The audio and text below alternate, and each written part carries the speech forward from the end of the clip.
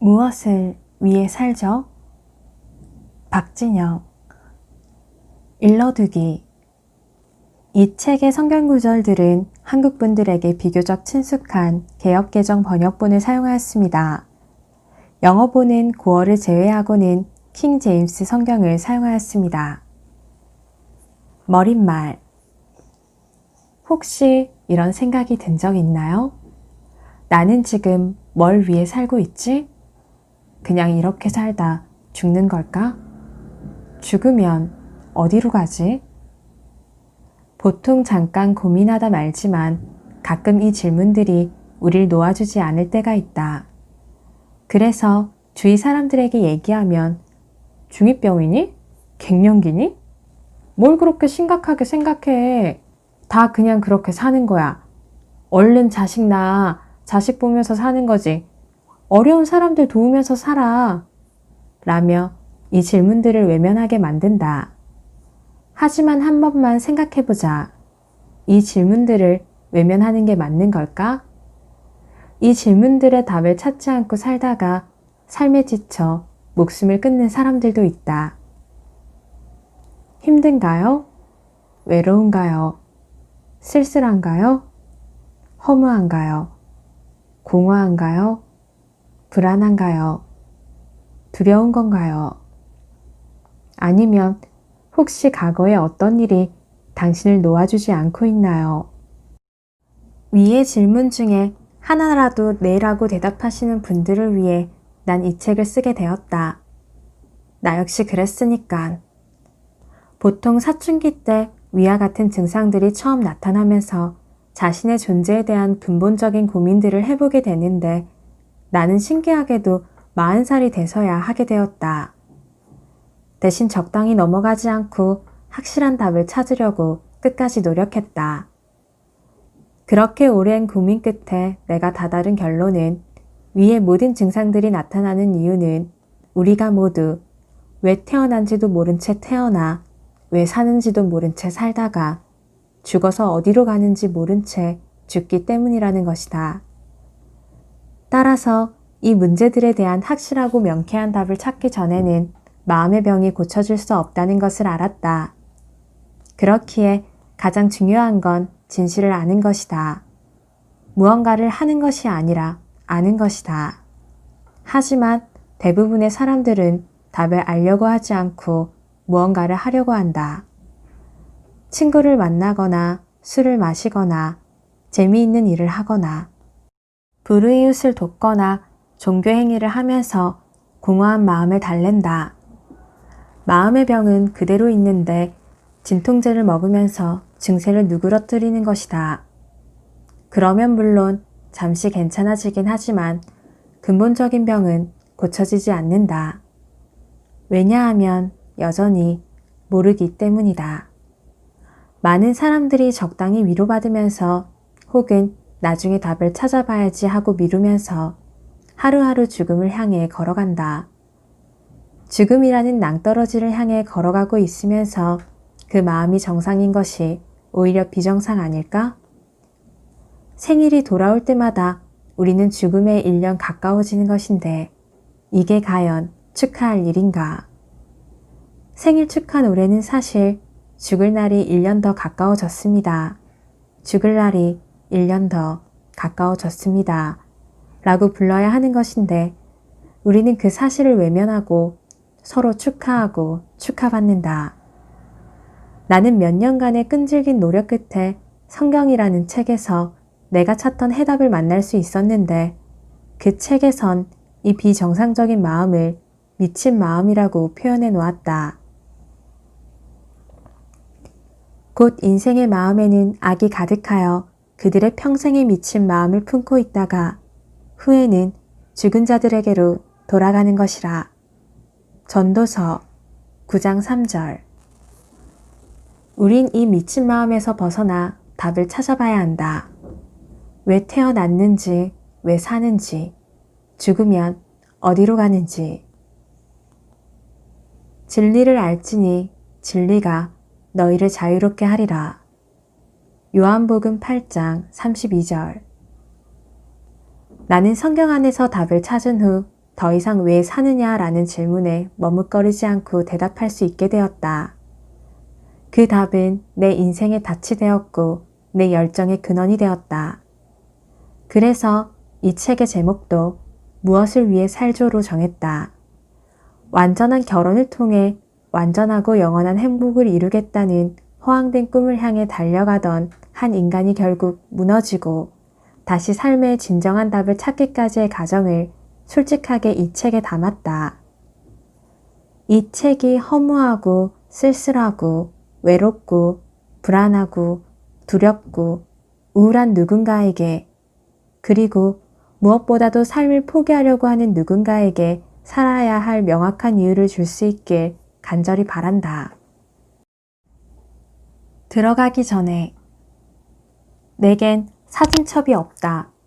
신기할 정도로 지나간 과거에 관심이 없다. 이 책 안에 들어있는 사진들은 모두 부모님이 가지고 있던 것들이었다. 난 사진첩을 열어보며 그땐 그랬지 하면서 지난 시간들을 돌아본 적이 없다. 왜 그랬을까? 내가 기억하는 한 난 어려서부터 그때그때 쫓는 목표가 있었고 그 목표를 이루기 위해 고민하느라 과거를 돌아볼 여유가 없었던 것 같다. 가수를 하면서 탄 상들이나 트로피들도 반 이상 잃어버렸다. 이미 탄 상들보다는 앞으로 탈 상들에 관심이 가 있었기 때문이다. 그래서 나는 이 책을 쓰기 위해 여러 사람들에게 내 과거에 대해 물어봐야만 했다.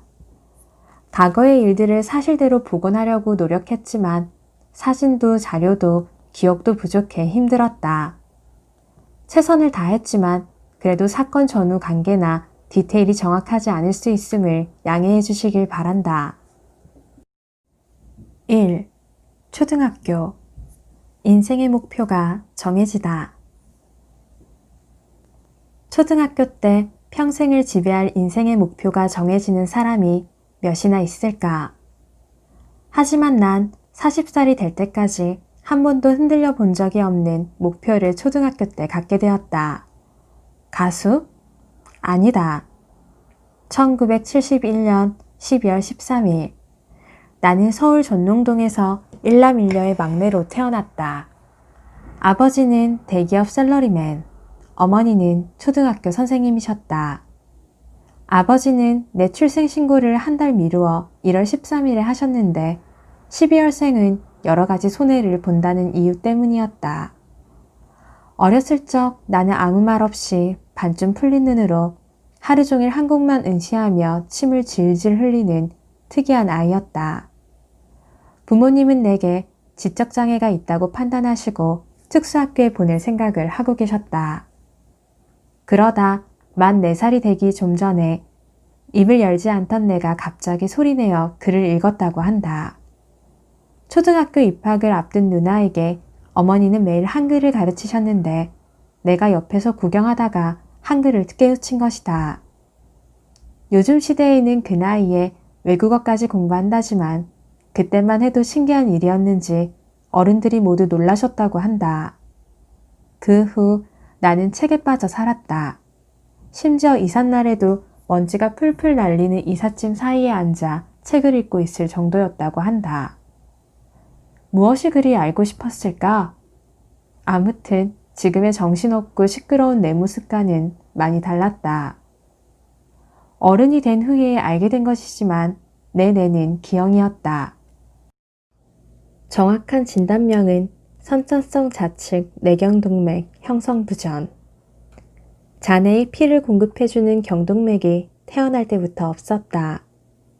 대신 자네의 필요한 피를 우측 경동맥을 통해 운해를 거쳐서 공급받고 있는 것이다.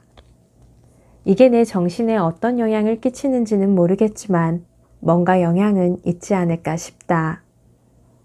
우리 부모님은 평생 열심히 일해서 경기도 일산에 아파트 한 채를 겨우 장만한 중상층이셨다. 이유는 뒤에 설명하겠지만 나는 대학교 때까지도 우리 집이 정말 부자인 줄 알았다. 두 분 다 어렸을 적 가정 환경 때문에 마음의 상처들을 안고 크신 분인데 그럼에도 불구하고 두 분은 언제나 밝으셨고 나와 누나 앞에서 우울한 모습이나 그늘진 모습을 보여준 적은 없다. 많은 상처들로 얼룩진 자신들의 성장기 때문이었는지 밝고 건강하게 크는 나와 누나의 모습을 행복하게 바라보셨던 것 같다. 부모님과 우리는 언제나 친구 같았으며 장난과 웃음이 끊이지 않았다. 나는 부모님께 못하는 말이 없었고 사춘기라는 것도 특별히 경험해 본 적이 없다. 심지어 난 내 방문을 한 번도 잠근 기억이 없다. 부모님 두 분 중에서 어머니가 좀 특이한 분이셨는데 평생 문제 한 번 안 일으키고 얌전히 사신 분임에도 불구하고 마음속에는 언제나 자유분방한 삶을 동경하는 끼가 숨겨져 있었다. 아버지가 안 계실 때 나에게 몰래 얘기해준 어머니의 이상형은 모두 하나같이 자유분방하고 다듬어지지 않은 남자들이었다. 당시 TV 미니 시리즈 야망의 계절 속 닉 놀테를 진심으로 좋아하셨는데 아버지 앞에서는 절대 티를 내지 않았으며 그건 우리 둘만의 비밀이었다. 어머니의 그런 성향 때문인지 어머니는 내가 사고를 칠 때마다 혼을 내시면서도 한편으로는 그런 나를 좋아하셨던 것 같다. 유치원 때 내가 계속 말썽을 부리며 수업을 방해하자 가감히 유치원을 그만두게 해서 나는 유치원을 졸업하지 못했다. 대신 난 내 인생을 바꾸게 될 피아노를 배우기 시작했는데 어머님의 말에 의하면 피아노 선생님이 참 예쁜 여자 선생님이었다고 한다. 난 기억이 전혀 없지만 내가 그 선생님을 좋아해서 피아노를 열심히 쳤고 심지어 학원 가는 길에 꽃을 꺾어 선생님에게 갖다 주었다고 한다. 그때 피아노에 빠진 나는 초등학교 5학년이 될 때쯤 체르니 50번까지 치게 되었는데 이것이 후에 내가 음악을 하는데 결정적인 도움이 되었다. 이때 피아노를 배우지 않았더라면 지금의 박진영은 없었을 것이다. 중학교 때 IQ 검사를 했는데 결과가 높게 나오자 선생님이 어머니를 불러 특목고에 보내자고 하셨지만 어머니는 거절하셨다. 어머니는 내가 특목고의 엄격한 생활을 못 견딜 거라고 생각하셨지만 그것보다 더 큰 이유는 내가 공부만 하는 사람이 되는 게 싫으셨다고 한다. 물론 나도 가기 싫었다. 아버지는 어머니의 이상형인 거친 남자와 거리가 먼 분이셨다. 매일 아침 일찍 출근해 퇴근하면 곧바로 집으로 오셨고 술, 담배, 도박, 여자 그 어떤 문제도 없이 오로지 어머니, 누나, 내가 전부였던 착실한 가장이셨다. 어머니처럼 자유분방함을 사랑하지는 않으셨지만 그래도 건이라고는 찾아볼 수 없는 분이셨다. 모든 가정에서 지키는 원칙인 아버지 숟가락 드시기 전에 숟가락 들기 없기는 우리 집엔 없었다. 그리고 매주 용돈을 받는 날엔 아버지와 내기 바둑이나 고스톱을 했는데 아버지가 따면 내게 돌려주셨고 내가 따면 용돈은 늘어나는 것이었다. 그래서 난 신이 다 된 지금까지도 아버지를 아빠, 어머니를 엄마라 부른다. 이런 가정 환경 때문에 난 유난히 건의의식에 대해 알레르기를 갖게 되었다. 난 동네에서 골목대장이었는데 아버지는 내 요청이 있을 때마다 활동비를 지원해 주시는 재미있는 분이셨다. 친구들과 싸움도 많이 했는데 그때마다 아버지는 왜 싸우는지 물어보셨고 싸운 이유가 나름 타당하면 크게 혼내지는 않으셨다. 부모님이 두 분 다 나에게 질질 끌려다닐 정도로 마음이 약하셔서 나는 학창시절 원하는 것들을 거의 다 얻어낼 수 있었다. 뒤에서 보면 알겠지만 일반적인 부모님들이 절대 허락해 주시지 않을 만한 일들도 결국 내 설득에 못 이겨 허락해 주셨다. 초등학교 1학년을 마치고 아버지의 해외지사 발령으로 인해 우리 가족은 미국에 가서 2년 반 정도 살게 되었다. 그런데 이상하게도 나는 그 전의 기억이 거의 없다. 여기까지의 이야기도 대부분 어머니가 말씀해 주셔서 쓸 수 있었다. 나에게 선명한 기억의 시작은 황당하게도 한 TV 방송이었다. 미국에 간 지 얼마 안 됐을 때 한 멋진 가수가 반짝이는 옷과 양말을 흔들며 춤을 추는 것을 본 것이다. 마이클 잭슨의 락위즈라는 뮤직비디오였는데 나는 거기에 매료되어 버렸다. 그 음악이, 그 춤이 좋았다. 몸동작, 표정, 제스처까지. 어머니 말에 의하면 난 어려서부터 유별나게 흥이 많았다고 한다. 저녁 식사를 준비하느라 쌀을 씻고 있으면 내가 그 옆에 와 쌀 씻는 소리에 맞춰 춤을 췄고 어머니는 그게 귀여워 쌀 씻는 것을 멈추질 못하고 계속 씻었다고 한다. 또 놀이동산이든 어디든 무대만 보이면 올라가 춤을 추었다고 한다. 이런 나를 잘 아는 어머니는 내가 레코드판을 사달라고 조르자 바로 돈을 주셨고 난 레코드 가게로 달려가 내 인생 첫 레코드판을 샀다. 집으로 돌아와 그 곡을 끝없이 되풀이해 들으면서 땀이 범벅이 되도록 춤을 췄는데 뭔지 모르겠지만 내 안에서 엄청난 희열이 올라오는 걸 느꼈다. 그 한순간이 내 인생을 결정지어버렸다. 그때부터 난 소울, 펑크, 디스코, 블루스 등 모든 어반 뮤직을 열렬히 사랑하게 되었고 다행히 한국에 와서도 그 사랑을 이어갈 수 있었다. 당시 한국엔 주한미군을 위한 TV 채널 1개, 라디오 채널 1개가 있었는데 난 밤낮 그걸 붙들고 꾸준히 그 음악의 흐름을 따라갈 수 있었다. 그게 15년 후에 박진영이란 가수, JYP라는 회사의 밑거름이 되었다. 또 하나 인상적으로 남아있는 내 미국에서의 기억은 월반이었다. 미국에 건너간 지 얼마 안 되어 나는 영어를 빨리 배웠고 성적도 굉장히 좋았다. 그 결과 2학년을 마치고 바로 4학년으로 올라가게 되었는데 이런 학생이 뉴욕 전체에서 3명 뿐이어서 부모님이 정말 자랑스러워 하셨다. 난 부모님이 기뻐하시는 모습을 보면서 정말 행복했다. 내가 부모님을 자랑스럽게 해드렸다는 사실이 기뻤고 앞으로도 부모님을 위해 계속 열심히 공부해야겠다는 목표가 생겼다. 그러나 얼마 후 훨씬 더 강력한 삶의 목표가 생겼다. 그리고 이 목표는 40살까지 나를 지배해버린다. 이 순간 이후로 내가 한 모든 일은 이 목표를 위한 것이었다. 그 목표는 바로 사랑이었다. 그런데 사랑에 대한 나의 환상이 남들과 달리 유난히 컸다는 걸 이 책을 쓰면서 알게 되었다. 몇 번을 쓰고 또 고쳤어도 이 강도가 전달이 안 되어 더 자세히 설명해야 했다. 남들에게 사랑이 막연한 환상이라면 나에게는 꼭 이뤄야 하고 또 이룰 수 있다고 믿은 환상이었으며 남들에게는 사랑이 이뤄야 할 여러 목표 중 하나라면 나에게는 단 하나의 유일한 목표였다. 공부도 가수도 음악도 사업도 나에겐 언제나 이 목표를 위한 수단일 뿐이었다. 그 시작은 이러했다.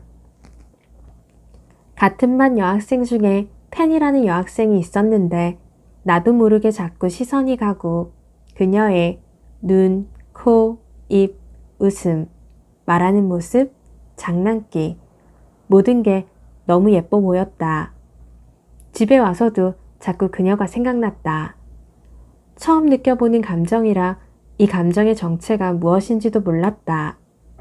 그런데 하루하루 그 감정이 계속 커지면서 내 마음속에 있는 모든 것들을 밀어냈다. 부모님을 기쁘게 해드렸을 때의 행복, 마이클 잭슨의 음악에 맞춰 춤췄을 때의 행복과는 차원이 다른 것이어서 내 마음속에 그녀 말고는 아무것도 들어올 자리가 없었다. 그러면서 하루하루 그녀를 바라보는 게 힘든 지경까지 이르렀다. 용기가 없어 계속 고백하지 못하고 참다가 결국 나는 그녀에게 내 여자친구가 되어주겠느냐는 쪽지를 전달하게 되었다. 쪽지를 주고 나서부터 후회와 불안감이 밀려와 다음날 학교에 갈 때까지 난 내 인생에서 가장 긴 밤을 보냈다. 다음날 교실에 들어서는 순간 날 보며 곤란해하는 그녀의 얼굴을 보고 결과를 짐작할 수 있었다. 그녀는 내 감정이 상하지 않게 좋게 말하려 노력했지만 밀려오는 절망감은 내가 감당하기 힘든 수준이었다. 페니가 날 좋아하기만 하면 더 이상 아무것도 원하는 게 없을 정도로 행복할 것 같았는데 그걸 가질 수 없다는 좌절감을 어떻게 이겨내야 할지 몰랐다. 하지만 이걸 계기로 난 이성을 좋아하는 감정이 얼마나 파워풀한 것인지를 깨닫게 되었다. 그래서 이런 감정이 사랑으로까지 이루어지는 것이 내 인생의 확고한 목표가 되었고 그걸 위해서 나는 반드시 정말 특별하고 멋진 남자가 되어야 했다. 그래야만 다시 페니 같은 특별하고 멋진 여자를 만났을 때 거절당하지 않을 거라고 생각했기 때문이다. 초등학교 때 누구나 한 번쯤 느껴볼 만한 감정이지만 난 불행히도 이 확신이 40살이 될 때까지 한 번도 변하지도 흔들리지도 않았다. 왜 불행인지는 책을 읽어가면서 알게 될 것이다. 초등학교 4학년 말 한국에 돌아왔는데 5학년이 되어서 나는 다시 한 여자아이를 좋아하게 되었다. 겨우 누그러뜨렸던 그 감정이 다시 올라왔다. 페니를 좋아할 때의 그 감정이었는데 나이가 1살 더 들어서인지 그때보다 강도는 더 강했다. 이번에도 그녀가 날 좋아하기만 하면 더 이상 세상에 원하는 게 없을 정도로 행복할 것 같았지만 페니와의 경험 때문에 고백을 할 수 없었다. 그때처럼 힘든 마음으로 바라볼 수밖에 없었다. 그런데 5학년이 끝나가면서 그녀와 반이 나뉜다는 생각을 하니 미칠 것만 같았다. 어떻게든 6학년 때도 그녀와 같은 반이 되어야겠다는 생각을 했고 그러기 위해 나는 말도 안 되는 계획을 세웠다. 당시 학년이 올라갈 때 성적 순으로 반 배정을 했는데 남녀 각 1등이 같은 반, 2등이 같은 반 이런 식이었다. 난 당시 남자 중에 1등이 될 것 같았는데 여자아이 중에 공부를 너무 잘하는 아이가 있어서 왠지 그 친구는 여자 중에 2등을 할 것 같았다. 그래서 난 꼭 2등이 되어야만 했다. 1등이 되는 것보다 그녀 곁에 있는 것이 훨씬 더 중요했기 때문이다. 나는 마지막 시험에서 일부러 성적을 떨어뜨리면서 제발 2등이 되기를 기도했다. 그런데 기적과 같은 일이 일어났다. 그녀와 나 모두 각각 남녀 중에 2등으로 같은 반이 된 것이다. 반배정이 발표될 때 나는 겉으로 아무 티도 내지 않았지만 속으로는 날아갈 것 같았다. 그러나 또 1년은 쏜살같이 지나갔고 어느새 졸업식이 다가왔다. 나는 이제 그녀를 볼 수 없다는 생각에 졸업식에서 그녀에게 고백하려고 마음을 먹었지만 친구들과 가족들 사이에서 고백할 타이밍을 잡지 못하고 그녀가 멀어지는 걸 바라봐야만 했다. 그렇게 내 인생에서 그녀를 떠나보내야 했다. 살아갈 이유도 희망도 사라진 것 같았다. 그리고 그때 다시 한번 결심했다. 세상에서 가장 멋진 남자가 되어서 다시 사랑하는 여자를 만났을 때는 절대로 놓치지 않겠다고. 나는 내가 무엇을 위해 살아야 하는지 정확히 알고 있었다.